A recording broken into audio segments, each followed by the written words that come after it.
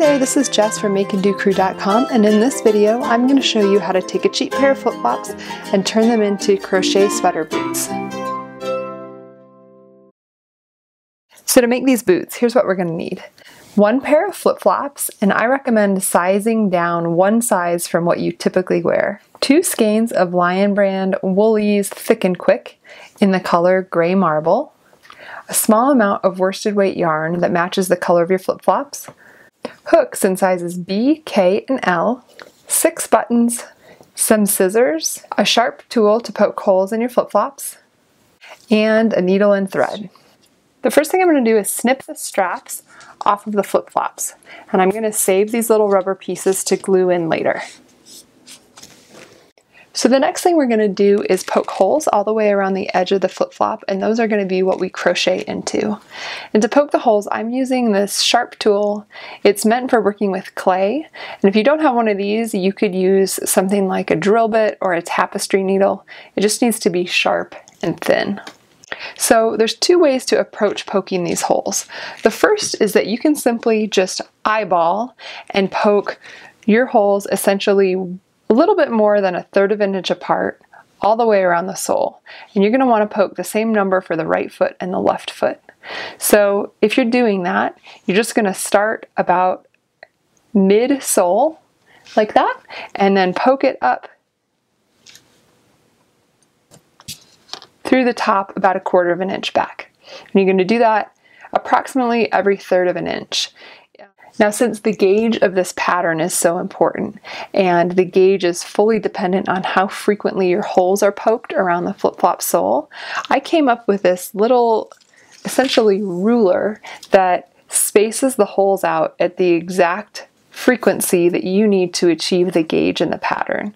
And you can get this when you purchase the PDF of the pattern. It's just a couple bucks, and it doesn't have any ads in it, and it's printable, so it's a nice way if you like to crochet just on the couch using your tablet and you don't want to sit in front of the computer.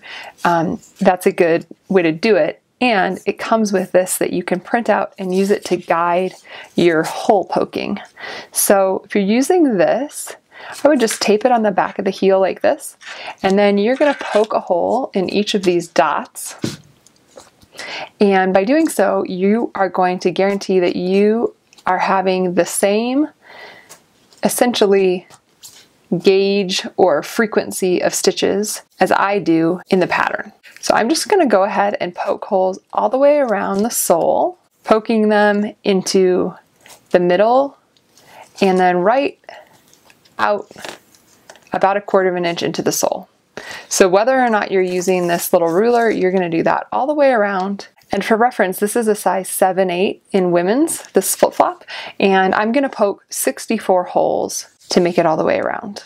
Now that we have holes poked all the way around the sole, we're going to add a foundation layer of single crochet using the yarn that's the same color as the sole. This is just a worsted weight yarn.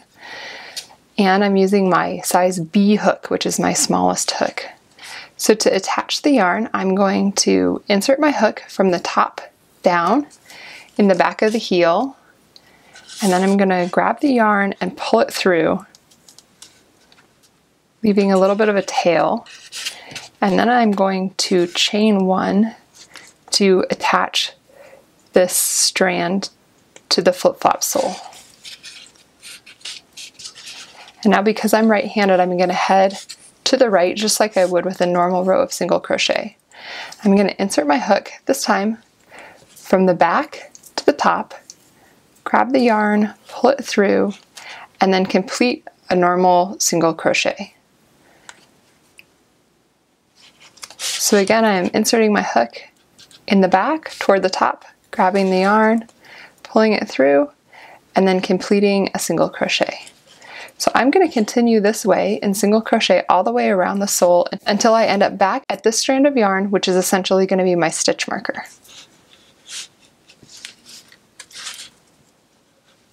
Now that we've made it all the way around the sole back to where we started, I'm going to complete one last single crochet. And then I'm just going to slip stitch into the first single crochet that we made and pull my yarn through just to complete the row, and then I'm going to cut it and pull it all the way through. So this is something that you could weave in or even tie to the stitch marker and cut it off. Now it's time to use our larger K hook and connect the thicker yarn at the toe. So I'm doing it right here at the edge of the toe, kind of where my big toe would go. And regardless of if you're working on the right or the left foot, we're going to connect the yarn there. So if you're working on this foot, you would just connect it over here, the same sort of spot in the clock, as you would say it. And if you're left-handed, you're just going to reverse this. So you're going to connect it over here because you're going to be working it in this direction. So I just brought my yarn through the first stitch right here, and I'm going to single crochet in each one of these dark gray stitches all the way around the sole.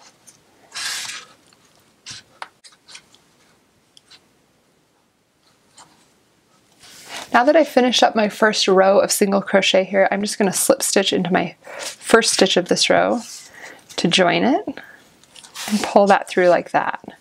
And from here out, it might be helpful to reference the written pattern, which you can find at makeanddocrew.com. Just search sweater boots, and that's a free pattern, and you'll be able to follow along in the pattern with this video.